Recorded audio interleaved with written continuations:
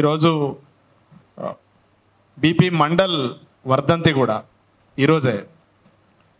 BP mandal అంటే ఇవాళ ఆ పేరు చెప్తేనే అంబేద్కర్, జ్యోతిరావు పూలే, సావిత్రిబాయి పూలే, అంబేద్కర్ తర్వాత ఈ దేశంలో మనువాదులు భయపడే పేరంటే బీపీ మండల్. ఎందుకంటే బీపీ మండల్ కమిషన్ వేసిన తర్వాత ఆ కమిషన్ రిపోర్ట్ల మీద ఈ దేశమే రెండుగా చీలిపోయి ఒక ఉద్యమం పెద్ద ఎత్తున మండలవాదులు, కమండలవాదులు ఉద్యమం జరిగినటువంటి చరిత్ర ఈ దేశానికి ఉన్నది.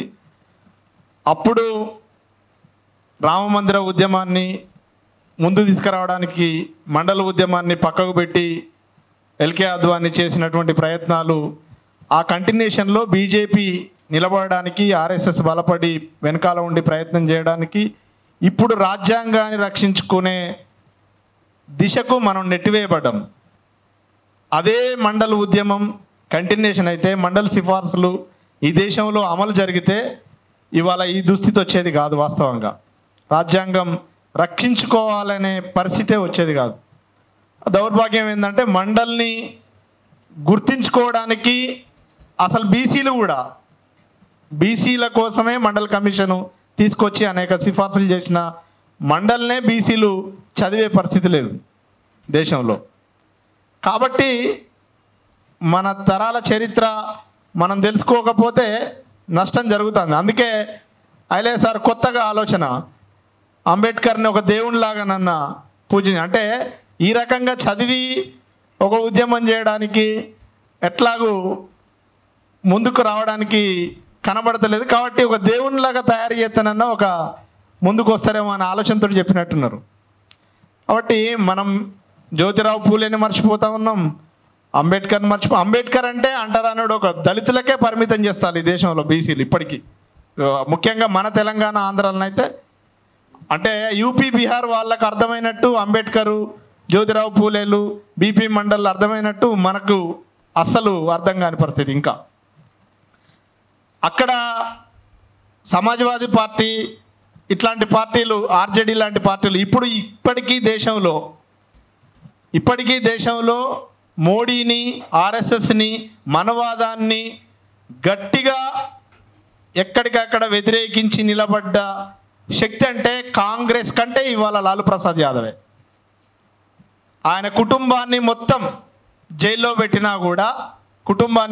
జైల్లో పెట్టినా ఎన్ని హింసలు పెట్టినా ఈ రోజుకి కూడా భయపడకుండా, ఎక్కడ లొంగిపోకుండా మనువాదానికి వ్యతిరేకంగా పోరాటం చేస్తాడు. మళ్ళీ అదే వారసత్వాన్ని ఆయన కొడుకు తేజస్వి యాదవ్ కూడా ఇవాళ కంటిన్యూ చేస్తాడు.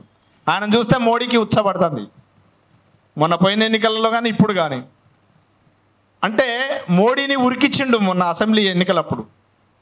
అట్లాంటి పరిస్థితిని ఇవాళ దేశవ్యాప్తంగా, అంటే వాళ్ళంతా మండల వారసత్వాన్ని తీసుకొచ్చినటువంటి వాళ్ళు, ఆ వారసత్వాన్ని కొనసాగిస్తే మనం రాజ్యాంగాన్ని రక్షించుకోవాల్సిన చరిత్రే ఉండదు.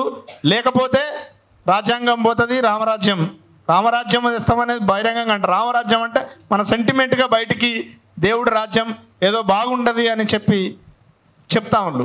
కానీ దాని పరిస్థితులన్నీ మన తాత ముత్తాతలు అనుభవించలేదు. మనకి రాజ్యాంగం అమలైన తర్వాత పుట్టిన వాళ్ళం కాబట్టి అనుభవిస్తాను, రిజర్వేషన్లు అనుభవిస్తాను, ఈ దేశ ప్రజాస్వామ్యాన్ని అనుభవిస్తాను. కాబట్టి ఆ కుల వ్యవస్థ, దాని యొక్క నష్టాల్ని ఎక్కువ చవిచూడనటువంటి తరం ఇప్పుడు సొసైటీలో ఎక్కువ శాతం ఉన్నది. కాబట్టి మనం అంత తొందరగా రియాక్ట్ కాలేకపోతా ఉన్నాం. కాబట్టి మన భవిష్యత్ తరాలు ఇంకా కూడా దీన్ని విస్మరించే పరిస్థితి ఉంటుంది. కాబట్టి మనం మన తరాల జ్యోతిరావు పూలే, అదేవిధంగా సావిత్రిబాయి పూలే, అంబేద్కరు, బీపీ మండలు, ఇట్లాంటి మహనీయులందరి, నారాయణ గురు, పెరియారు, ఇట్లాంటి మహనీయులందరి చరిత్రల్ని మన భవిష్యత్ తరాలకు చదివించి తెలిపి భవిష్యత్తులో మనల్ని మనం రక్షించుకోవడంతో పాటు రాజ్యాంగాన్ని రక్షించుకోవాల్సినటువంటి ఆవశ్యకత ఎంతో ఉంది.